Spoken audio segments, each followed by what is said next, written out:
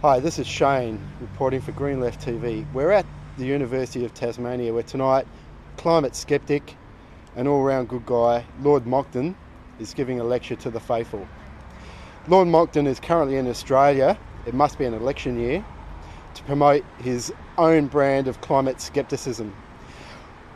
We hope there will be a little bit of action this evening, so let's hang around for a bit and see what transpires. I heard a little bit of your interview this morning on ABC Radio. Will you be sort of covering the same material?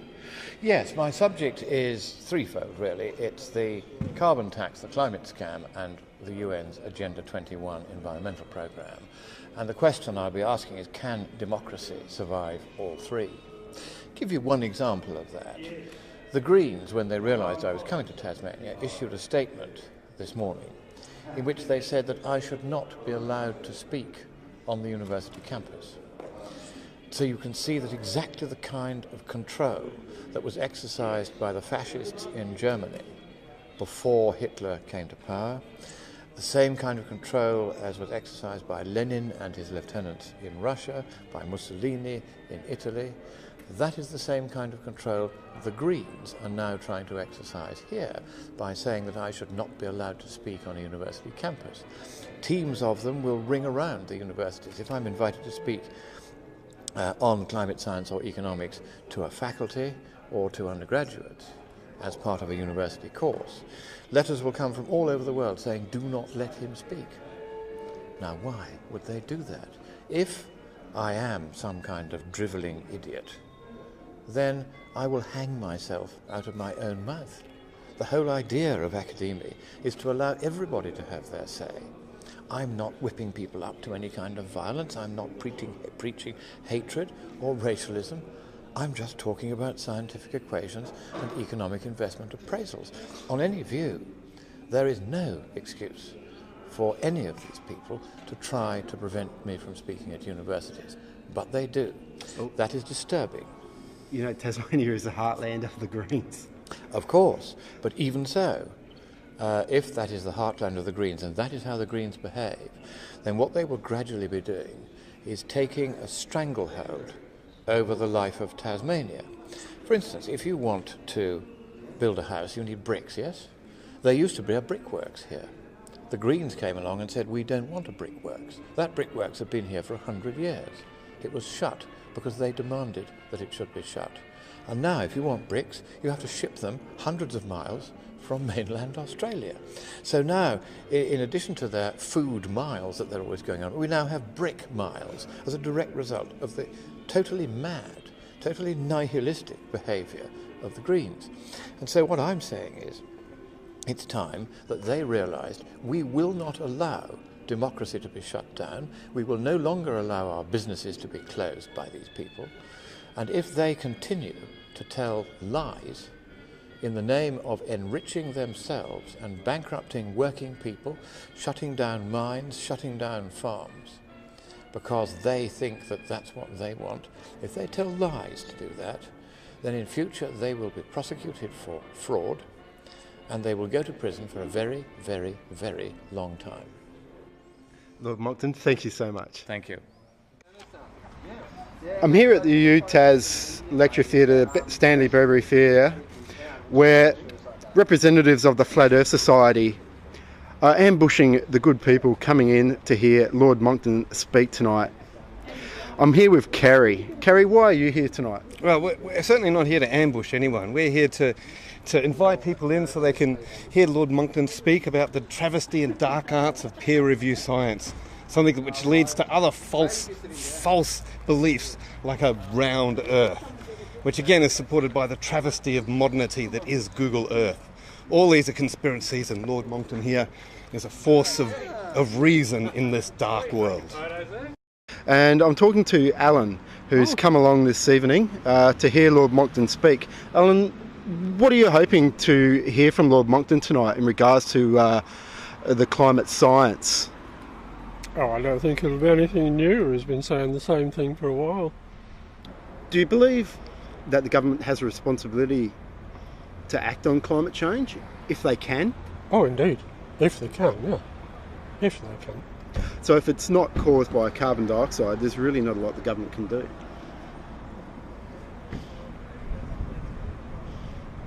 Yeah, I would say that's a fair comment.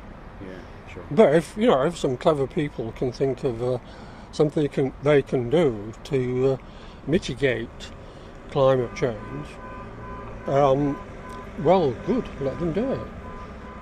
Yes, we're here to show people that yes, the work of climate scientists is the work of the devil.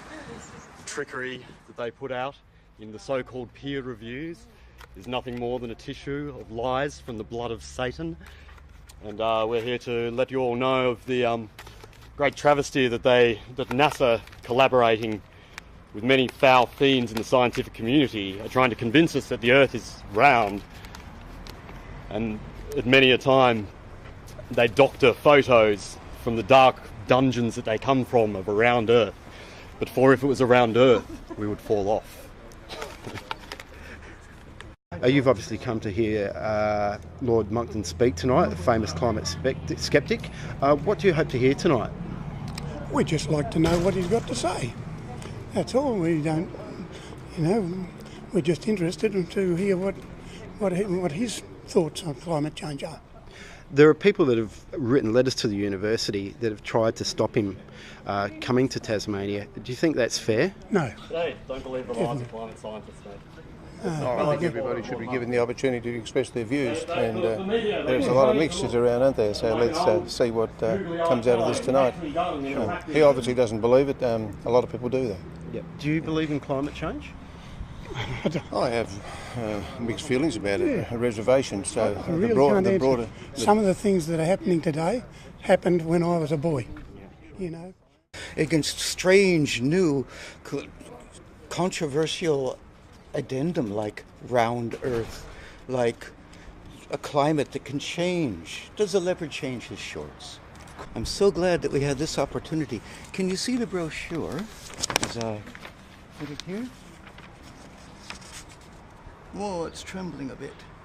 It's the wind. I'm here with Rebecca at University of Tasmania, where Lord Monckton is speaking tonight. Do you believe in climate change? I'm leaning towards that side, yes, but I'm not 100% sure because there's a lot of science involved, obviously, but I am leaning towards that side. We have representatives of the Flat Earth Society here tonight. Yeah. Do you believe the Earth is flat? No. The Earth is flat.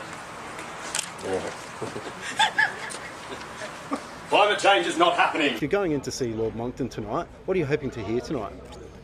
I think I'm hoping to hear some views that perhaps we don't come across every day in Tasmania.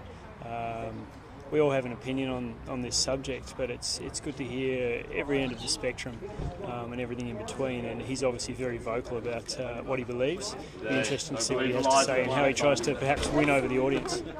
Sure. Do you believe in the climate science? Suggesting that there is climate change yourself? I studied environmental studies within the School of Geography and Enviro Studies here at the university, and a science is a science. I find it very hard to disbelieve what the majority of the scientific world has to say about this. Do you believe the Earth is flat? No.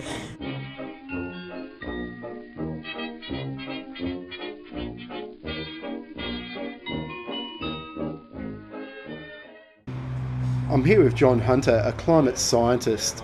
John, you've turned up tonight to just watch what goes on as people front up to hear Lord Monckton, the world-renowned climate skeptic. How do you feel about him appearing at the Stanley Burberry Theatre at UTAS?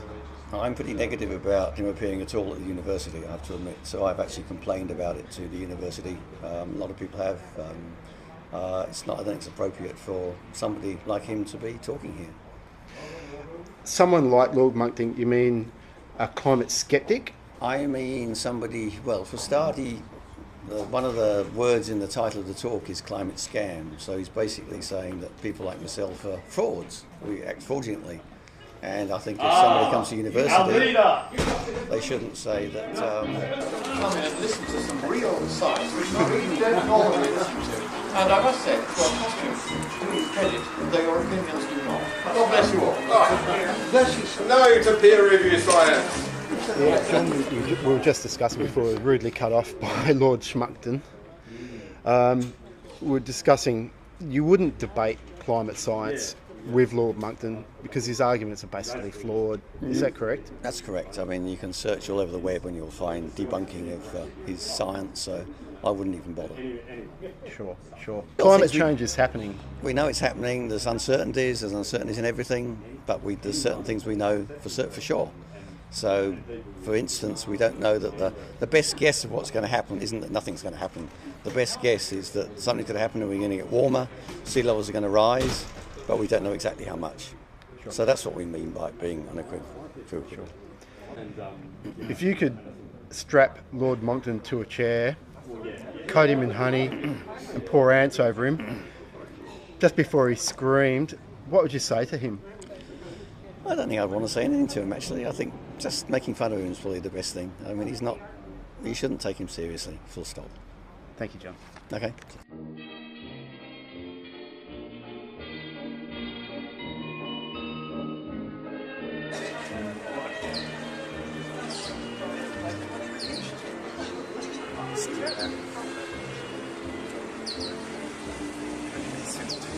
Climate change is a fraud and has been around with it.